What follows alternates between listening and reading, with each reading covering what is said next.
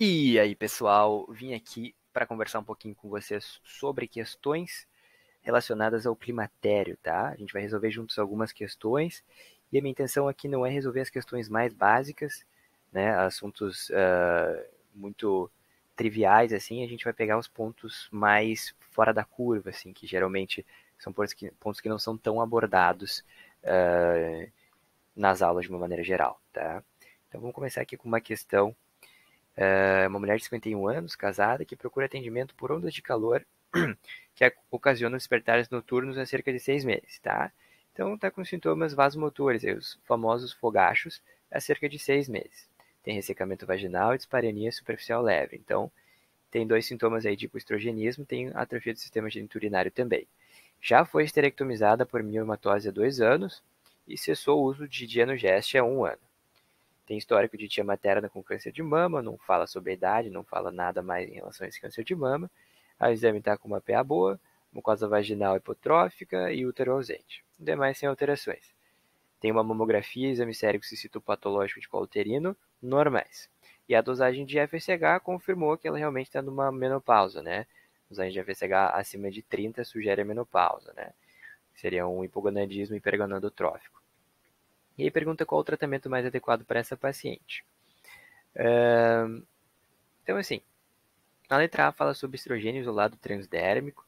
Letra B, estrogênio transdérmico e progestágeno oral. Letra C, venlafaxina. E letra D, fitoestrogênios, tá? O tratamento mais adequado e mais eficaz para essa paciente é feito com estrogênio, tá? É o que tem melhor evidência, sim, para o tratamento de sintoma geniturinário, que ela tem, e sintomas vasomotores, que são os calorões, né?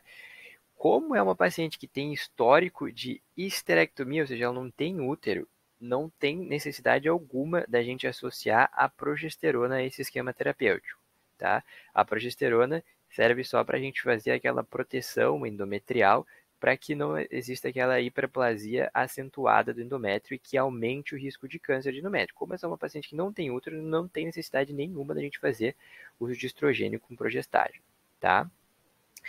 A letra C fala sobre a venlafaxina, né, que é um antidepressivo dual.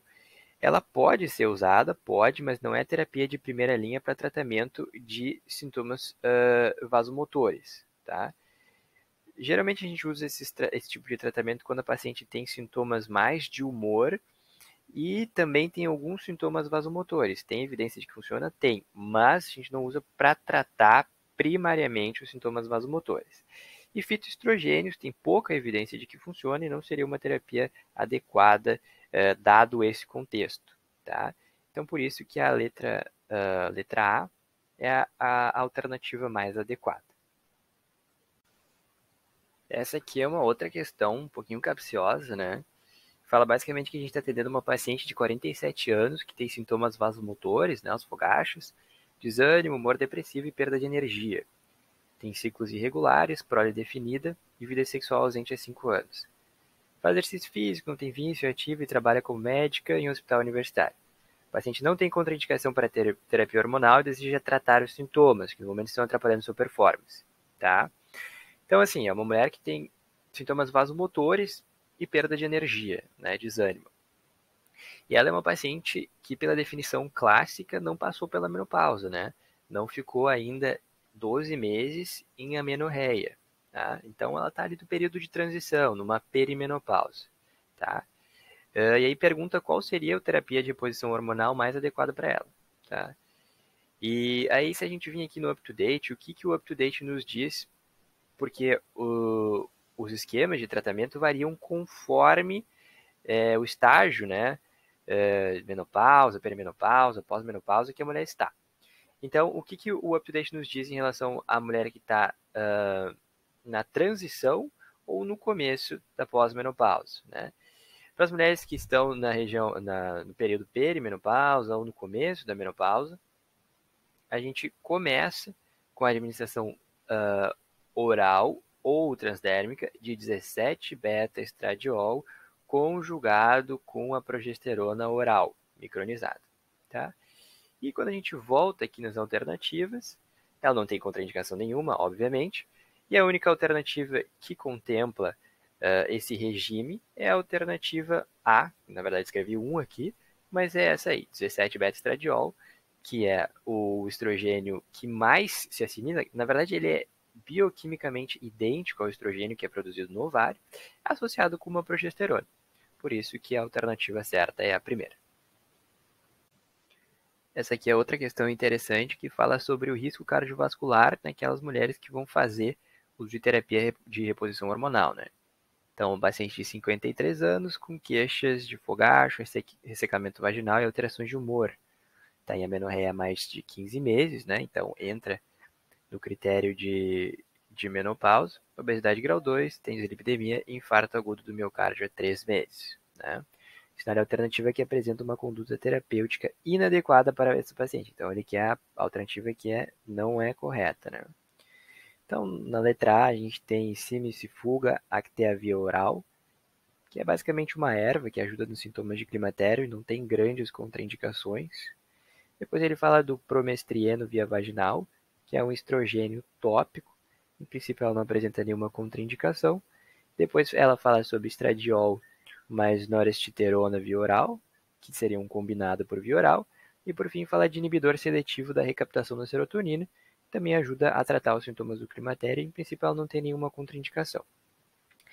Então, aqui, a gente está falando de uma mulher que tem um perfil desfavorável do ponto de vista cardiovascular e já apresentou um evento cardiovascular, certo? Então, a gente estaria falando de prevenção secundária. Então, o que a literatura nos diz em relação à terapia de reposição hormonal nas mulheres que já tiveram um evento cardiovascular, tá?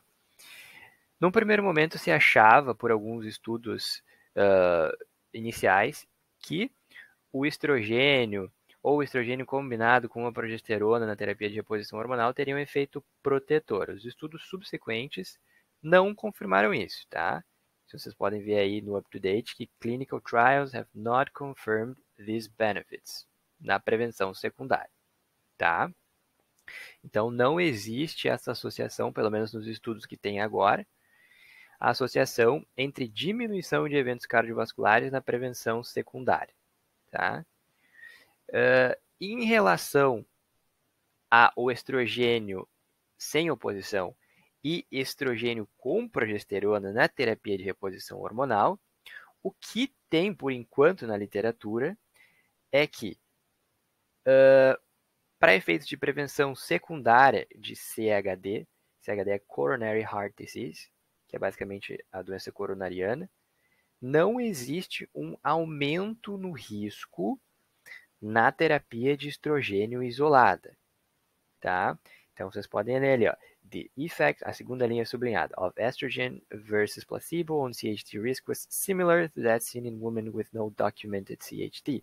Ou seja, o risco naquelas pacientes que foram tratadas com estrogênio sem oposição contra placebo foi similar àquelas mulheres que não tinham histórico de doença coronariana, ou seja, não fez diferença nenhuma. Tá? No segundo estudo ali, na terceira linha sublinhada em vermelho, também ele fala que there was no significant difference at 2 years between unopposed estradiol and placebo, ou seja, também nesse estudo reforçou o achado de que não há diferença no risco entre aquelas pacientes que usam o estrogênio não sem oposição e as pacientes que não usam nada, tá? Ao contrário do que foi reportado naquelas pacientes que usam a terapia combinada de reposição, tá? Então, usam estrogênio e progesterona. Na primeira linha ali, vocês podem ver que existe um risco aumentado.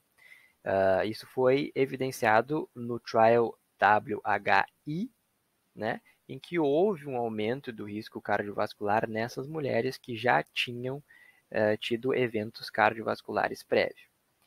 Então, se vocês olharem aqui, é justamente por isso que o estradiol mais por via oral seria contraindicado nessa paciente, porque ela já tem um perfil cardiovascular desfavorável e já tem um histórico de evento cardiovascular. Por isso que existe essa contraindicação nessa paciente.